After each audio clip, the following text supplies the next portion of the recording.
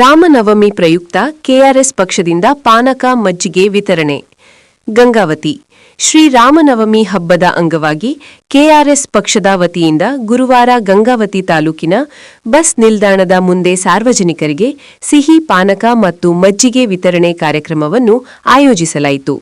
ಕಾರ್ಯಕ್ರಮವನ್ನು ಉದ್ದೇಶಿಸಿ ಮಾತನಾಡಿದ ರಾಜ್ಯ ರೈತ ಘಟಕದ ಕಾರ್ಯದರ್ಶಿ ನಿರುಪಾದಿ ಕೆ ಗೋಮರ್ಸಿಯವರು, ಶ್ರೀರಾಮನ ಜನ್ಮೋತ್ಸವದ ಸಂಭ್ರಮವನ್ನು ಹಂಚಿಕೊಳ್ಳುವ ಉದ್ದೇಶದಿಂದ ಹಾಗೂ ಬೇಸಿಗೆ ಕಾಲದಲ್ಲಿ ಸಾರ್ವಜನಿಕರಿಗೆ ತಂಪು ಪಾನೀಯಗಳನ್ನು ಒದಗಿಸುವ ನಿಟ್ಟಿನಲ್ಲಿ ಈ ಕಾರ್ಯಕ್ರಮ ಹಮ್ಮಿಕೊಳ್ಳಲಾಗಿದೆ ಎಂದು ತಿಳಿಸಿದರು.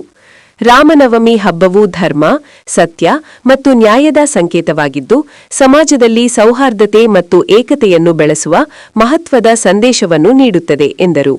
ಈ ಸಂದರ್ಭದಲ್ಲಿ ಪಕ್ಷದ ಕೊಪ್ಪಳ ಜಿಲ್ಲಾ ಸಂಚಾಲಕರಾದ ಗಣೇಶ್ ಅಮೃತ್, ಮೈನುದ್ದೀನ್, ಗಣೇಶ್ ಸಾರಂಗಿ, ಗಂಗಾವತಿ ತಾಲೂಕು ಅಧ್ಯಕ್ಷರಾದ ಶಾಮೀದ್ ಅಲಿ, ಉಪಾಧ್ಯಕ್ಷರಾದ ಕಂಬಳಿ ನಾಗಪ್ಪ, ಕಾರ್ಯದರ್ಶಿಗಳಾದ ಮೆಹಬೂಬ್, ಗಣೇಶ್ ಶಿಂದೆ, ಯಾಕೂಬ್, ಹನುಮೇಶ್ ಕೆ ಸೇರಿದಂತೆ ಅನೇಕರು ಉಪಸ್ಥಿತರಿದ್ದರು.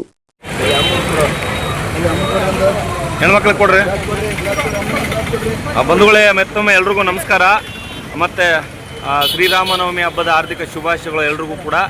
ಇವತ್ತು ಶ್ರೀರಾಮನವಮಿ ಹಬ್ಬದ ಪ್ರಯುಕ್ತ ಇವತ್ತು ಕೊಪ್ಪಳ ಜಿಲ್ಲೆಯ ಗಂಗಾವತಿ ತಾಲೂಕಿನ ಏನು ಕೇಂದ್ರ ಬಸ್ ನಿಲ್ದಾಣ ಇದೆ, ಆ ಕೇಂದ್ರ ಬಸ್ ನಿಲ್ದಾಣದ ಮುಂದೆ ಇವತ್ತು ಕೆಆರ್ಎಸ್ ಪಕ್ಷದ ವತಿಯಿಂದ ಸಾರ್ವಜನಿಕರಿಗೆ ತಂಪು ಪಾನೀಯವಾದಂಥ ಶರಬತ್ತು ಅಂದರೆ ಸಿಹಿ ಪಾನಕ ಹಾಗೂ ಮಜ್ಜಿಗೆ ವ್ಯವಸ್ಥೆಯನ್ನು ಮಾಡಲಾಗಿದೆ. ಸಾರ್ವಜನಿಕರು ತುಂಬ ಹರ್ಷದಿಂದ, ಸಂತೋಷದಿಂದ, ಖುಷಿಯಿಂದ ಪಾನೀಯವನ್ನು ಸ್ವೀಕರಿಸ್ತಾ ಇದ್ದಾರೆ.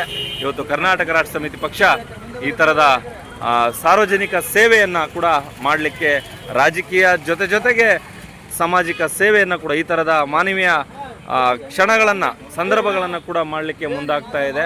ದಯವಿಟ್ಟು ಎಲ್ಲರೂ ಕೂಡ ಇಂಥ ಕಾರ್ಯಕ್ಕೆ ಮುಂದಾಗಿ, ಕೇವಲ ಕೆಆರ್ಎಸ್ ಪಕ್ಷ ಮಾತ್ರ ಅಲ್ಲ, ಇವತ್ತು ಲಕ್ಷಾಂತರ, ಕೋಟ್ಯಾಂತರ, ಸಾವಿರಾರು ಕೋಟಿ ಇರುವಂಥ ಎಷ್ಟೋ ಶ್ರೀಮಂತರು, ಅಗರ್ಭ ಶ್ರೀಮಂತರು ಇವತ್ತು ನಮ್ಮ ರಾಜ್ಯದಲ್ಲಿದ್ದಾರೆ.